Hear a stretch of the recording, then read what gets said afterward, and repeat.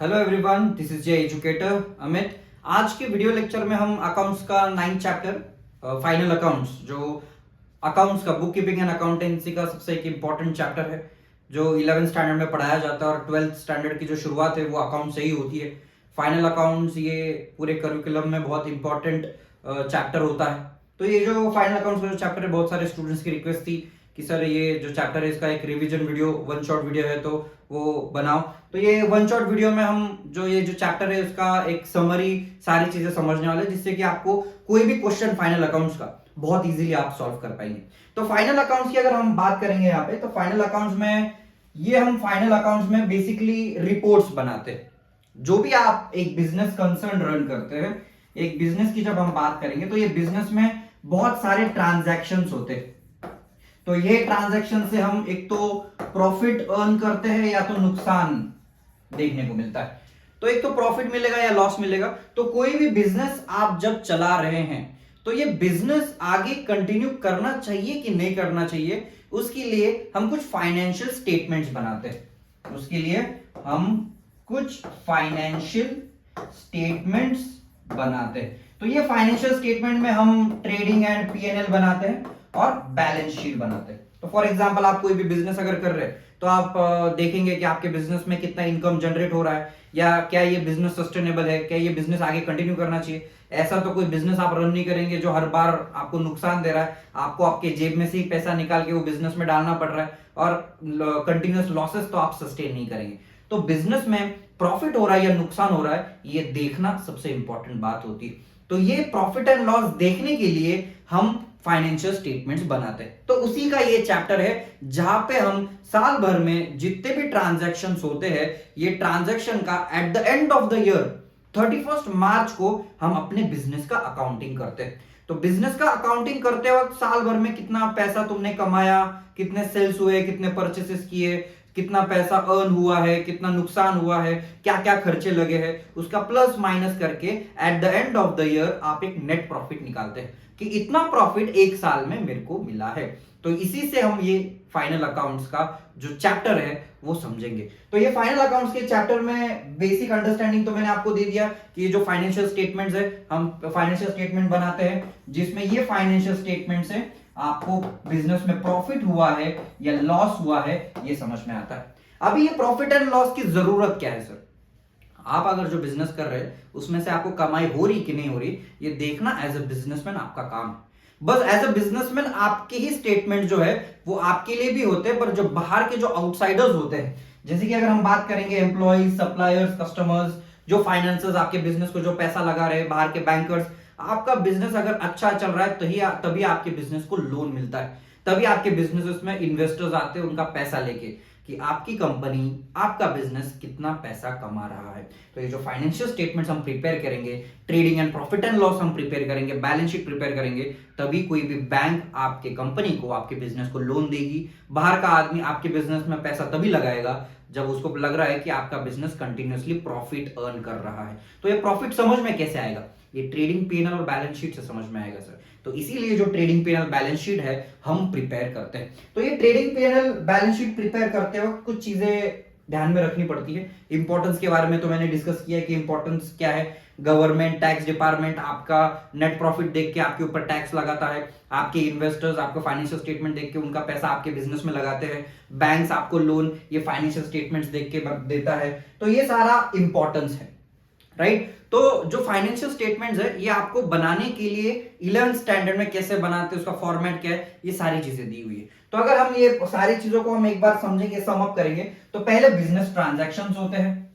ये business transaction क्या, आपने कुछ पहले चैप्टर्स में जर्नल एंट्री भी किया है। तो ये जर्नल एंट्री में जितने भी मॉनेटरी ट्रांजैक्शंस है, ये मॉनेटरी ट्रांजैक्शन के एंट्रीज आपने किए हुए हैं। वही एंट्रीज का आपने नेक्स्ट लेजर पोस्टिंग भी किया है। डिफरेंट डिफरेंट अकाउंट्स हमने बनाए हैं टी शेप में। तो अलग अलग अकाउंट्स में अलग अलग जो month wise transaction, day wise transaction, ये सारे ट्रांजैक्शन आपने उसका पोस्टिंग किया है। फिर उसके बाद जो अलग अलग अकाउंट्स है उसका अपन ने बैलेंसिंग भी किया है। तो जितने भी बैलेंसेस आते हैं, फॉर एग्जांपल ये रेंट अकाउंट है तो साल भर का रेंट का अकाउंट, फॉर एग्जांपल ये अगर कोई भी एक्सपेंस अकाउंट है तो ये सारे एक्सपेंसेस के जो पैसे है at the end of the year, at the end of the year सारे टोटल किए जाते हैं ट्रायल बैलेंस में।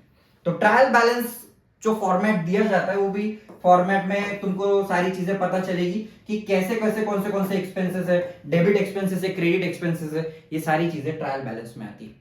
तो ट्रायल बैलेंस में साल भर में आपका कौन से हेड के अंडर में कौन सा खर्चा हुआ है, कौन से हेड के अंडर में कौन सा इनकम आया है, ये सारी चीजें ट्रायल बैलेंस में पता चलती है। और यही ट्रायल बैलेंस से हम लास्ट में फाइनल अकाउंट्स बनाते हैं। तो ये जो फाइनल अकाउंट्स है, ये फाइनल अकाउंट्स का फॉर्मेट आपके टेक्स्ट बुक में दिया हुआ है। आई होप जब ये वीडियो चल रहा है सबके पास टेक्स्ट बुक है, टेक्स्ट बुक में से ही ये सारा मैंने पीपीटी बनाया हुआ है और टेक्स्ट बुक के हिसाब से ही चलिए। अगर आप साथ में टेक्स्ट बुक रख के चलेंगे तो चीजें बेटर समझ में आएगी। तो टेक्स्ट बुक में से ये मैंने ट्रेडिंग अकाउंट का फॉर्मेट लिया हुआ है।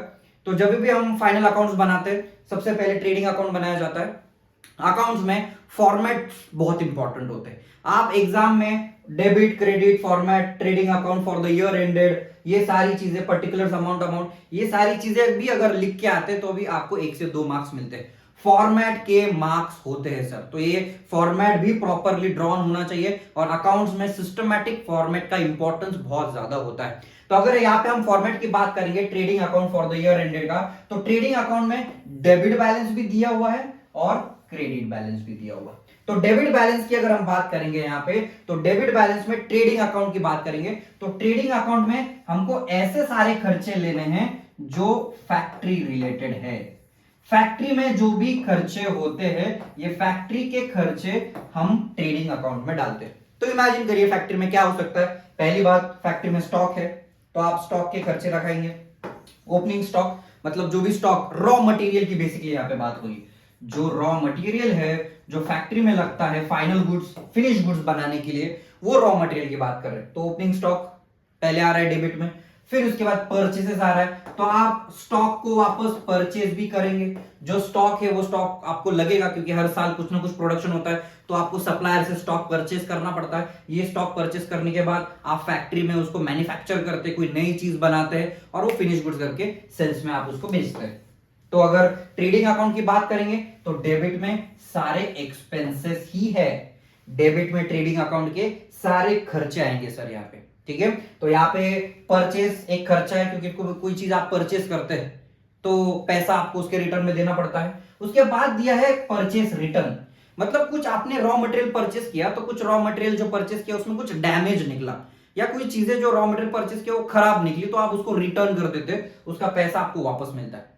हर एक बिजनेस में जो भी चीजें आप रिटर्न करते हैं, ट्रांसपोर्ट के वक्त कुछ नुकसान हो जाता है, कोई चीजें खराब होती है, फटी फूटी होती है तो आप रिटर्न करते हैं और वो सप्लायर वापस लेता भी, तो रिटर्न माइनस किया जाता है। तो परचेस लेस परचेस रिटर्न। उसके बाद डायरेक्ट एक्सपेंसेस दिए हुए। जब हम डायरेक्ट एक्सपेंसेस की बात करते हैं मतलब जो भी चीज आप मैन्युफैक्चर कर रहे हैं फैक्ट्री में उससे रिलेटेड जितने भी एक्सपेंसेस है उसको डायरेक्ट एक्सपेंसेस बोला जाता है। फॉर एग्जांपल ये पेन अगर मैं फैक्ट्री में मैन्युफैक्चर कर रहा हूं तो ये पेन बनाने के लिए मेरे फैक्ट्री में इलेक्ट्रिसिटी भी गई है, मेरे फैक्ट्री में लेबर का भी कॉस्ट गया है, मेरे फैक्ट्री में रॉ मटेरियल का भी कॉस्ट गया है, मेरे फैक्ट्री में सारी चीज जो भी मैं पेन बनाने के लिए यूज कर रहा हूं इसको हम डायरेक्ट एक्सपेंसेस बोलेंगे। तो डायरेक्ट एक्सपेंसेस जो होता है ये फैक्ट्री रिलेटेड कॉस्ट है इसलिए वो ट्रेडिंग में आता है। याद रखना ट्रेडिंग में बस फैक्ट्री रिलेटेड एक्सपेंसेस ही आते हैं, फैक्ट्री रिलेटेड एक्सपेंसेस। अब ये डायरेक्ट एक्सपेंसेस फैक्ट्री के हैं तो आपके टेक्स्ट बुक में इनडायरेक्ट एक्सपेंसेस भी दिया हुआ है। तो जो इनडायरेक्ट एक्सपेंसेस है मतलब ये ऑफिस रिलेटेड एक्सपेंसेस है वो पीएनएल अकाउंट में जाते हैं। तो यहाँ पे हम फैक्ट्री एक्सपेंसेस की बात कर रहे हैं तो ये ट्रेडिंग अकाउंट में आएगा डायरेक्ट एक्सपेंसेस। नेक्स्ट है फ्रेट एंड कैरेज। फ्रेट और कैरेज की अगर हम बात करेंगे तो फ्रेट और कैरेज मतलब जो आप रॉ मटेरियल परचेस कर रहे हो वो ट्रांसपोर्ट थ्रू ही आएगा। तो ट्रांसपोर्टेशन के वक्त आपको ड्राइवर का खर्चा रहेगा, जो आपका रॉ मटेरियल है वो गाड़ी में ट्रक में डालना भी पड़ेगा, ये उसका कॉस्ट यहाँ पे फ्रेट एंड कैरेज को बोला जाता है। मतलब ट्रांसपोर्ट का जो कॉस्ट है यहाँ पे फैक्ट्री रिलेटेड खर्चा है क्योंकि रॉ मटेरियल परचेस कर रहे हैं ना, ऑफिस में तो रॉ मटेरियल नहीं लेके आएंगे आप, तो फैक्ट्री में जो भी रॉ मटेरियल के लिए ट्रांसपोर्ट का खर्चा लग रहा है, फ्रेट कैरेज का खर्चा लग रहा है, उसको हम यहाँ पे ट्रेडिंग के डेबिट में डालते हैं। तो यहाँ पे फ्रेट एंड कैरेज इनवर्ड की बात हो रही है। कैरेज इनवर्ड मतलब क्या, ट्रांसपोर्ट जब आपने फैक्ट्री तक आ रहा है तो उसको इनवर्ड बोला जाता है। तो कोई भी कैरेज इनवर्ड होता है मतलब एक खर्चा फैक्ट्री का होता है। कैरेज आउटवर्ड है मतलब हम अपने फैक्ट्री में से चीजें बेच रहे हैं तो वो पीएनएल में जाता है। तो यहाँ पे फ्रेट और कैरेज इनवर्ड दिया है मतलब वो अपने पास आ रहा है, वो खर्चा अपने को बेयर करना है। यहाँ पे और फैक्ट्री का खर्चा, इसलिए डेबिट में। तो जो कैरेज आउटवर्ड रहेगा, ये कैरेज आउटवर्ड ऑफिस का खर्चा रहेगा, उसको हम पीएनएल में डालेंगे, राइट। ये छोटी छोटी चीजें अकाउंट्स के वक्त, ये छोटी छोटी चीजें आपको ध्यान में रखनी पड़ेगी सर, राइट। फ्रेट के बाद कस्टम ड्यूटी दिया है। कस्टम ड्यूटी बेसिकली टैक्स होता है, इंपोर्ट एक्सपोर्ट का जो टैक्स होता है, ये फैक्ट्री रिलेटेड ही खर्चा कंसिडर करेंगे, क्योंकि ऑफिस में तो हम इंपोर्ट एक्सपोर्ट नहीं करते बैठेंगे, फैक्ट्री में से ही वो सारी चीजें इंपोर्ट एक्सपोर्ट की होगी, इसलिए कस्टम ड्यूटी यहाँ पे ट्रेडिंग में आपको दिया हुआ है। उसके बाद वेजेस, देखो दो वर्ड्स होते हैं बेसिकली, एक वेजेस होता है और एक सैलरीज होता है। तो सैलरीज जो होता है वो डेस्क जॉब के लिए होता है, जो कंप्यूटर पे बैठते हैं, ठीक है, व्हाइट कॉलर जॉब्स होते हैं जो लोग काम करते हैं। और वेजेस जो होते हैं ये लेबर को दिया जाता है। वेजेस मतलब बेसिकली वीकली पेमेंट होता है। ऐसे लेबर जिनके पास कुछ ज्यादा पैसा नहीं होता तो वो वीक टू वीक पैसा मांगते हैं कि सर हम पूरा महीना नहीं निकाल सकते, हमको हर सैटरडे को पैसा चाहिए, और वो सैटरडे को वो पूरे नेक्स्ट हफ्ते का जो चीजें किराना होता है वो परचेस करते हैं और वापस नेक्स्ट हफ्ता काम करते हैं, तो उसको हम वेजेस बोलते हैं। तो वेजेस जो है ये वर्कर्स का है, वर्कर्स फैक्ट्री में काम करते हैं, इसलिए ट्रेडिंग अकाउंट में आएगा। तो इसलिए ट्रेडिंग अकाउंट के डेबिट में ये वेजेस का खर्चा है। तो हम डेबिट में क्या करते हैं, सारे एक्सपेंसेस डालते हैं, तो ये सारे एक्सपेंसेस है at the factory only, factory के सारे खर्चे डेबिट में। फिर उसके बाद कोल गैस फ्यूल, जो फैक्ट्री आप चला रहे हो तो क्या हवा पे थोड़ी चलने वाली है, उसमें इलेक्ट्रिसिटी लगेगा, पेट्रोल लगेगा, फ्यूल लगेगा। अगर आपकी बड़ी फैक्ट्री है तो कोल वगैरह लगेगा, तो ये भी फैक्ट्री का खर्चा है। ऑफिस में तो कोल इसकी जरूरत नहीं है, तो ये ट्रेडिंग अकाउंट के डेबिट में आएगा। नेक्स्ट बात करते हैं रॉयल्टीज की। रॉयल्टीज की बात करेंगे तो आपने पेटेंट्स के बारे में सुना होगा, कॉपीराइट के बारे में सुना होगा। तो आप अगर किसी का पेटेंट यूज कर रहे हैं तो उसको आपको कुछ पैसा देना होता है, मंथली पेमेंट हो सकता है, ईयरली पेमेंट हो सकता है, जो भी है उसको रॉयल्टीज बोला जाता है। फॉर एग्जाम्पल, अगर आपने कोई किताब लिखी है और वो किताब आपने किसी पब्लिशर को बेचने के लिए बोला, वो उसके किताबों के बुक सेट्स बनाएगा और मार्केट में बेचेगा, तो हर एक बुक बेचने पे वो राइटर को कुछ ना कुछ पैसा मिलता है, उसको हम रॉयल्टीज बोलते हैं। इन द सेम वे जब आप कोई फैक्ट्री में पेटेंट यूज करते हैं, किसी आदमी का पेटेंट है, वही चीज आप फैक्ट्री में यूज करें, तो उसका रॉयल्टी का खर्चा जो है वो फैक्ट्री का खर्चा है, ठीक है। तो रॉयल्टीज जो है ये ट्रेडिंग अकाउंट के डेबिट में आ रहा है। उसके बाद फैक्ट्री एक्सपेंसेस, इसके नाम में ही है, फैक्ट्री का खर्चा है, ट्रेडिंग में डालना है। जो भी फैक्ट्री का वर्ड आता है उसको तुमने ट्रेडिंग अकाउंट में ही डालना है।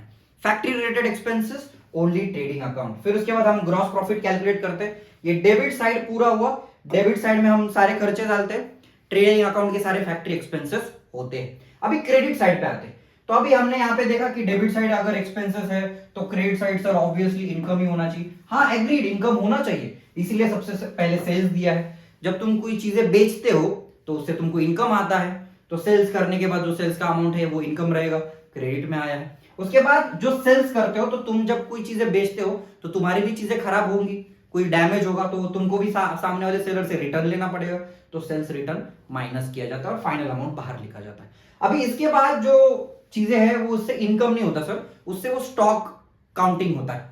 तो यहाँ पे क्या दिया है, goods distributed as free sample.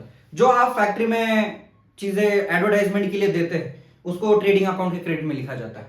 आप पर्सनल यूज के लिए, जो आपका ओनर, फॉर एग्जांपल मेरी ही फैक्ट्री है और मैं ही ओनर हूं और मैं कोई चीजें फैक्ट्री में से घर पे लेके आ रहा हूं, तो ये पर्सनल यूज के लिए हो गया, ड्राइंग यहाँ पे क्रेडिट में आता है। फिर उसके बाद क्लोजिंग स्टॉक, जो भी stock during the year opening stock में यूज, ओपनिंग स्टॉक का पिछले साल का आया, ड्यूरिंग द ईयर कुछ प्रोडक्शन हुआ, कुछ स्टॉक साल के ईयर एंड में बचा, 31 मार्च का जो डेट है वहां तक कुछ स्टॉक जो बचता है वो हम क्लोजिंग स्टॉक में डालते हैं। तो क्लोजिंग स्टॉक जो है ये भी फैक्ट्री का ही पार्ट है, तो फैक्ट्री में क्लोजिंग स्टॉक दिखेगा और इनका दोनों का बैलेंस करके हम ग्रॉस प्रॉफिट निकालते हैं या ग्रॉस लॉस निकालते हैं, right. I hope trading account सबको समझ में आया होगा। कुछ चीजें बस ध्यान में रखना है, trading account only factory related expenses and income, trading account debit side expenses, credit side जो पैसा आया है या स्टॉक आया है उससे रिलेटेड चीजें क्रेडिट में आएगी, राइट। इतने ही चीजें आपको ट्रेडिंग अकाउंट में याद रखनी है। उसके बाद प्रॉफिट एंड लॉस की बात करते हैं, ये सबसे इंपॉर्टेंट है और थोड़ा कॉम्प्लिकेटेड भी। तो प्रॉफिट एंड लॉस की अगर हम बात करेंगे तो जैसे हमने देखा कि ट्रेडिंग अकाउंट में सारे फैक्ट्री एक्सपेंसेस है, प्रॉफिट एंड लॉस में सारे ऑफिस एक्सपेंसेस। फॉर एग्जाम्पल मेरी खुद की फैक्ट्री है, मैं खुद की फैक्ट्री सिटी से बाहर रखता हूं, बट मेरा सिटी में खुद का एक ऑफिस होता है सर, जहां से मैं मेरे फैक्ट्री की चीजों का सेलिंग, ये सारी चीजें, कस्टमर्स ये वगैरह सब हैंडल करता हूं। तो मेरा जितना भी ऑफिस का जो खर्चा है वो पीएनएल में आता है।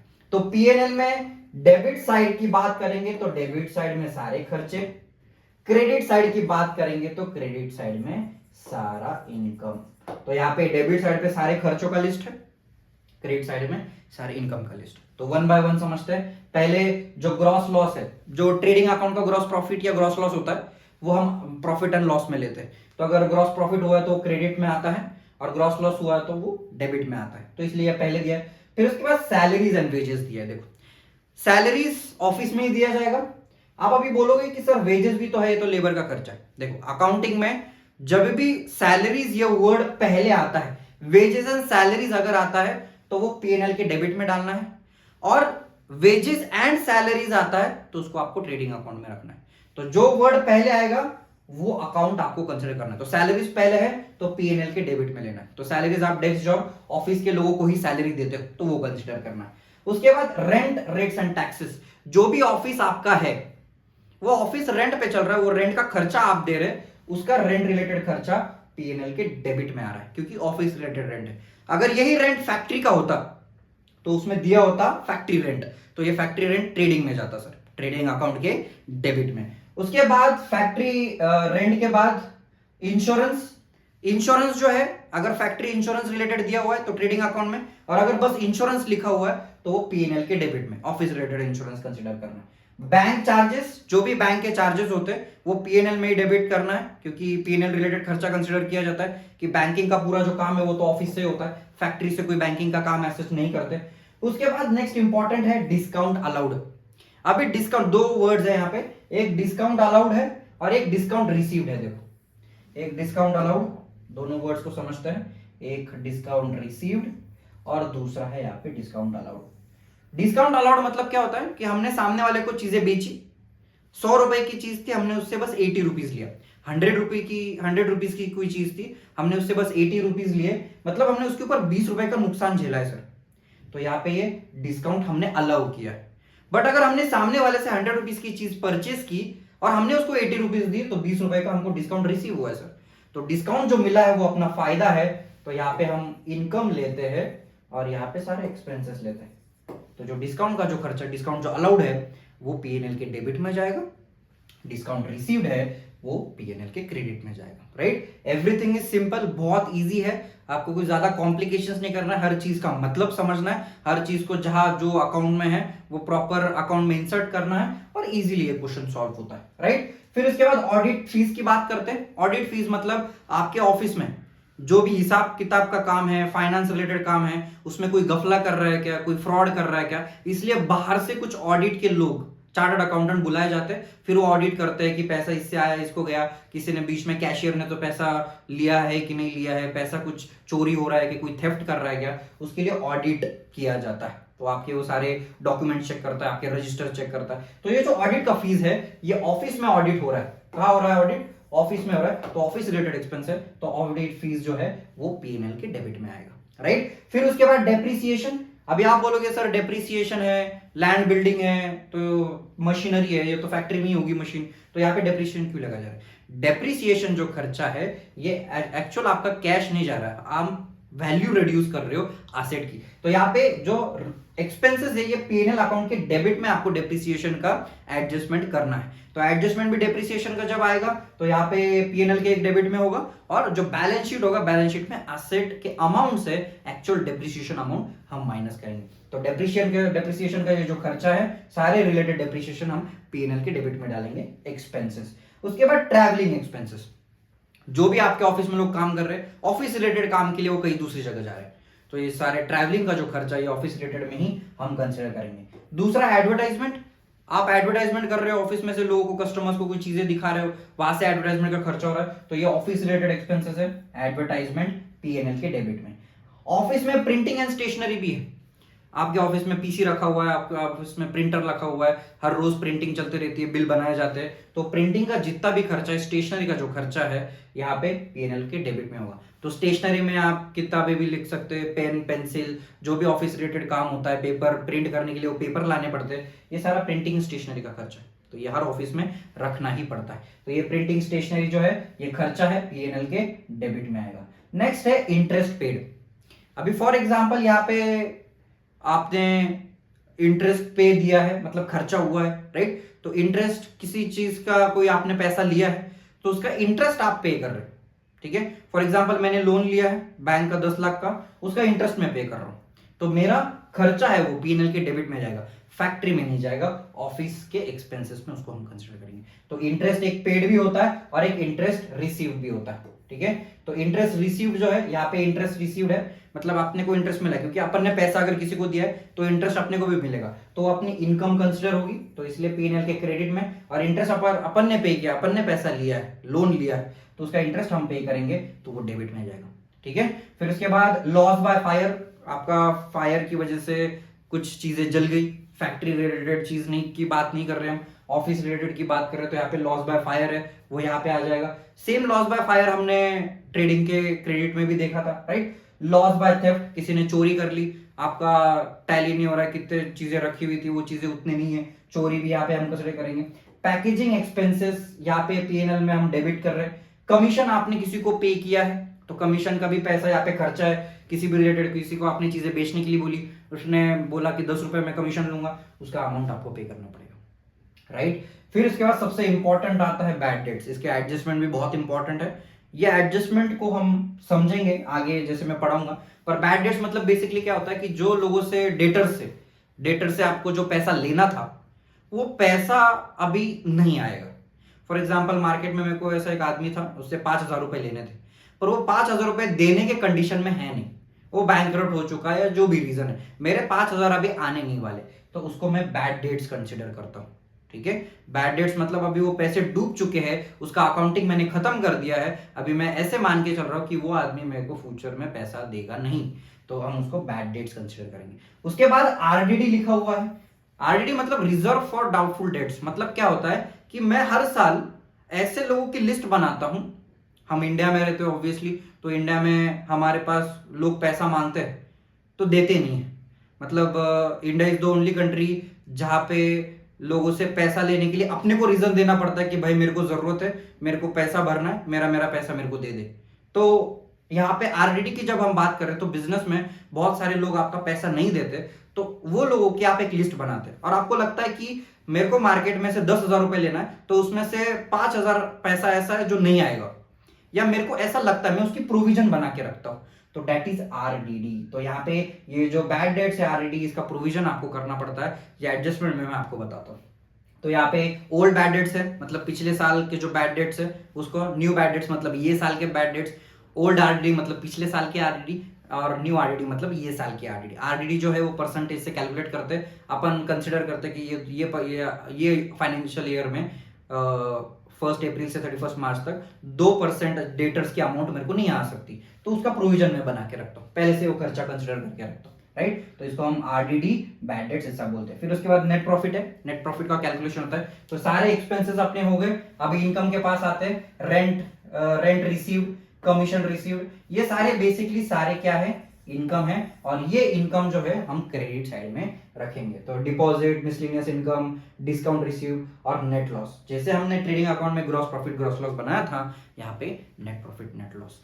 आई होप ट्रेडिंग अकाउंट का, पीएनएल अकाउंट की सारी चीजें फॉर्मेट की आपको पता चल गई होगी, सारे वर्ड्स का मीनिंग पता होना बहुत जरूरी है कि आपको फैक्ट्री एक्सपेंसेस में वो डालना है कि ऑफिस एक्सपेंसेस में डालना है। तो ये जो स्टेटमेंट्स है, ये स्टेटमेंट तो बनाते हैं अपन फाइनल अकाउंट्स में, और एक इंपॉर्टेंट स्टेटमेंट हम बनाते हैं, ये स्टेटमेंट को बोला जाता है बैलेंस शीट। अभी बैलेंस शीट की बात करेंगे तो बैलेंस शीट में आपको प्रॉफिट लॉस नहीं समझ में आता, प्रॉफिट लॉस तो आपने ट्रेडिंग पीएनएल में बना लिया, बैलेंस शीट में आपको आपके बिजनेस का फाइनेंशियल स्टेटस समझ में आता है कि आपके पास असेट्स कितने हैं, आपके पास लायबिलिटीज कितनी, मतलब आपके पास जितने लायबिलिटीज है उसको बैक करने के लिए उतने एसेट्स है कि नहीं है, आपका बिजनेस अच्छे से रन कर रहा है कि नहीं कर रहा है, वो बैलेंस शीट शो करता है। तो बैलेंस शीट में सबसे पहले यहाँ पे लायबिलिटी साइड है और यहाँ पे एसेट साइड है। तो लायबिलिटी साइड में देखो कैपिटल लिखा होता है, कैपिटल मतलब जो बिजनेस ओनर्स होते हैं वो बिजनेस को चलाने के लिए कुछ पैसा लेके आते हैं, उसको हम कैपिटल बोलते हैं।